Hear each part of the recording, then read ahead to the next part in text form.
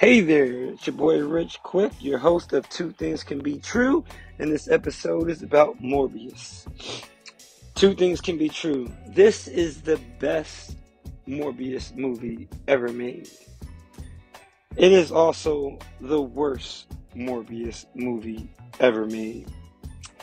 This movie stars Jared Leto. It debuts tomorrow, April 1st. I have some sneak peek tickets to see it in 4DX, and 4DX couldn't even save this movie. This movie was directed by Daniel Espinosa, writers Matt Sazama, I believe, and Buck Sharpless, Roy Thomas, and Gil Kane as credited writers for the screenplay for this movie. Right now, it is holding at a rock solid 15% on Rotten Tomatoes. And I just have to say, I'm going to get this out the way. This is one of the worst movies I have ever seen in the movie theaters. This was also my first movie experience with the 4DX, with the rain and the wind. And for the first 10, 15 minutes during the credits, I was excited because I never felt this before. But let me tell you, 15 minutes in, man, I was bored out of my mind. I don't even know. I heard this was a bad movie before I walked in, so my expectations were really low. So I figure that I'm gonna go in there, hate watch it, have a little fun. No. Very, very, very boring. I have in my notes at least 4 times I wrote boring. I just want to leave. Oh my God, I hope this ends soon. So, the movie starts out with a flashback. Actually, it starts out in a flashback 25 years later. Then it goes back to present day. Then it goes back to when they're kids. Him, Michael Morbius, and Milo, played by Matt Smith. Matt Smith did a great job in this movie. Jared Leto did a great job in the movie. I don't think the performances were bad, but everything else was. There was a reference to the X-Men school about sending Milo to a school for gifted people in New York. So I'm assuming that's Xavier School. Again, I have boring written here. I have a scene where Michael Morbius steps into a room with bats, and it literally sounds like they copied Hans Zimmer's score from Batman Begins. And it's like the same thing, him just standing in the middle of some bats. I can't believe they did that. And then after that, him and Milo were talking and were saying, well, he's not initiated too. That was a reference from Batman Begins. We both are initiated. So I don't know what they're trying to do in this movie. It's insane how bad it is. What else do I have here? The failed I guess they were going from Marvel humor. The humor was bad. The cops approached the hospital and they were trying to lock the hospital down, and Michael Morbius is running. And they just started shooting at him. First of all, he's a crippled doctor. You just wouldn't start shooting at somebody. That doesn't make sense. After they capture him, well, guys, sorry, this is all spoilers. And spoilers don't matter with this movie. And if it does to you, I feel bad for you. They catch him, they book him. So Tyrese Gibson, I don't even know the character's name. It's hard to remember anybody's name in here because no one's a memorable character. And this guy from The Daily Show is pretty funny, but not funny in this movie. Sorry, that's me getting water. I have so much to say. So they're interrogating him, and they're talking to him, and he's getting hungry for blood, and his face is literally changing in front of them And nope, they see nothing wrong with that, and they just walk out.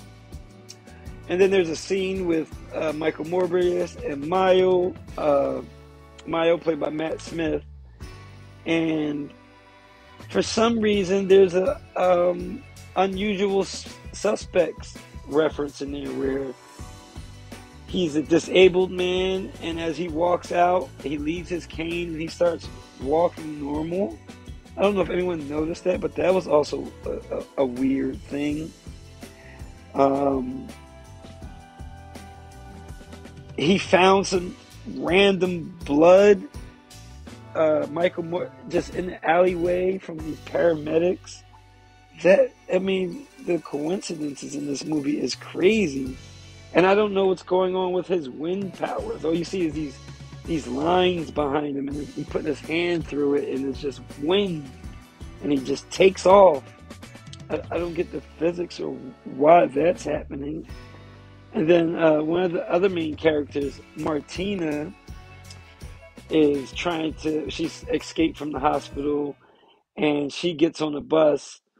And then Michael Morbius is just there, like, she was going to get on that bus. That's impossible. And she sits right next to him. Oh, well, in front of him, and he's right behind her. Like, what?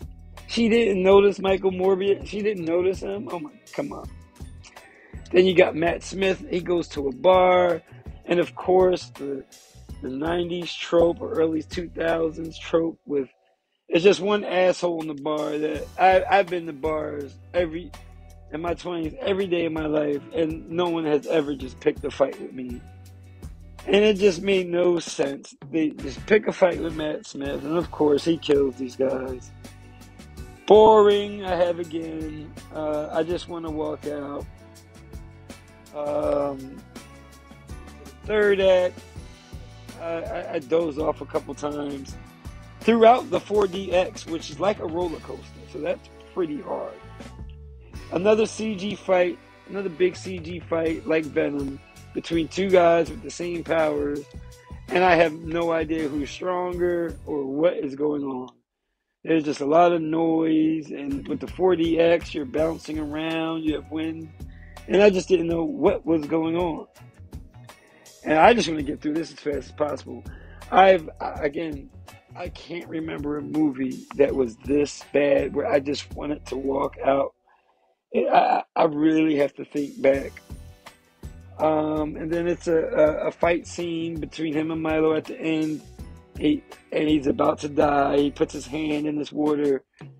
And I just knew it. Of course, all the bats in the world come help him. I don't know where 10 million bats came from in the middle of New York to help him. Why wouldn't they help Matt Smith too? He has the same thing. I don't get it. And then Matt Smith kills Martina. And then at the end, after Michael Morbius kills Matt Smith, she wakes up as a vampire, which makes no sense because you have to be injected with the formula that he created. And all he did was bite Martina. So I guess that's a new part of his powers.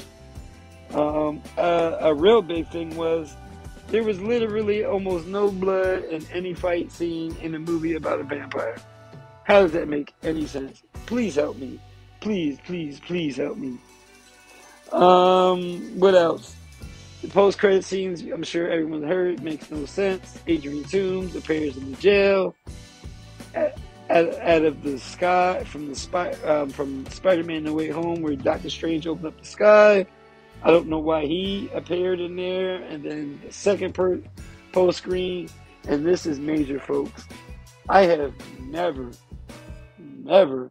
walked out of a post-credit scene ever since they started doing them in Marvel. So I didn't see the second one, but I heard about it. I heard it's about him being let out of jail. So that's how bad I wanted to leave the movie theaters. I have never wanted to walk out of a movie that bad. It was so boring. I don't get it. It was just so boring. And that's my out of the theater reaction. I don't think it's going to change.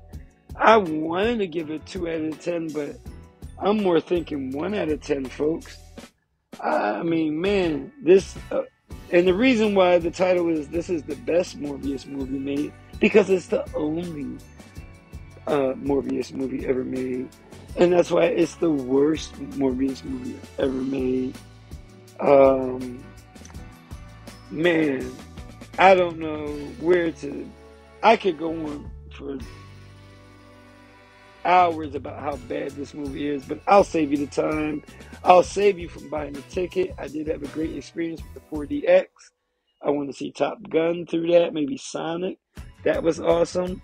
But it's your boy Rich Quick. This is Two Things Can Be True. You can find us on Instagram, Twitter, Facebook, and also on YouTube. Thank you for tuning in, and I'm going to have steady content coming out for the foreseeable future. Thanks, guys. Be safe.